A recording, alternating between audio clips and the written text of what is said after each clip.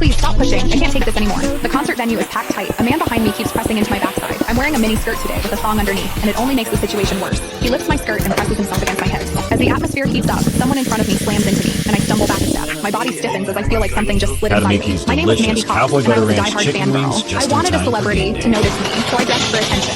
I wore heavy makeup and made sure nothing about me went unnoticed. My low-cut top revealed a wide stretch of skin, and my chest bounced with every step. I paired it with a mini skirt that barely covered my thighs and sexy white stockings which hugged my legs. But when I arrived, reality hit.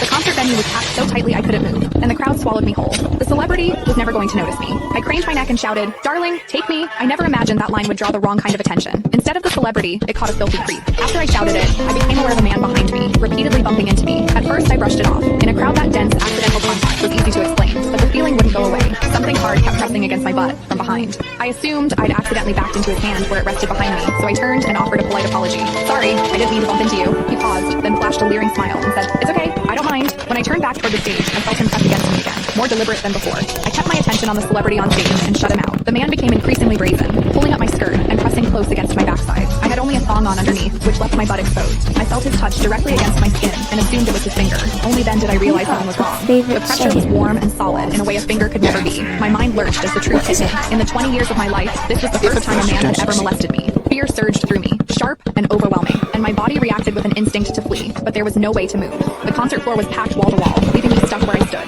I drew myself tight, bracing as if tension alone could keep the fear out. As I did, my hips closed around the man's so-called finger, trapping it between my cheeks. An unfamiliar sensation followed, and warmth rose to my face. What confused me was that I didn't recoil from it. There was a muted comfort to it, and against my will, it sparked a faint sense of expectation. The man behind me seemed to take it as a signal. He moved in closer, repeating the motion until the intrusion was unmistakable. I had lived a sheltered life as a college student, and now I was being toyed with by a stranger while surrounded by people. Shame surged within me without warning. I felt the urge to sob, but my throat closed, and my voice deserted me. Worse still, the pressure forced my thong inward and sent a restless, prickling discomfort through my body that wouldn't fade. A quiet, involuntary sound escaped me, and the embarrassment followed instantly. I gathered myself and strained to suppress it, holding it down until my throat tightened. The blaring music and the screams around me drowned everything out. With every eye fixed on the stage, no one was aware of what was happening to me. At the same time, the intensity continued to rise, touching something deep inside me. I bit down on my lip as cold sweat traced my spine. My awareness was tipping back and forth between humiliation and a pleasure I couldn't bring myself to name. I knew I couldn't take it anymore if it continued, so I turned sharply to face the man behind me. "Please stop pushing. I can't take this anymore."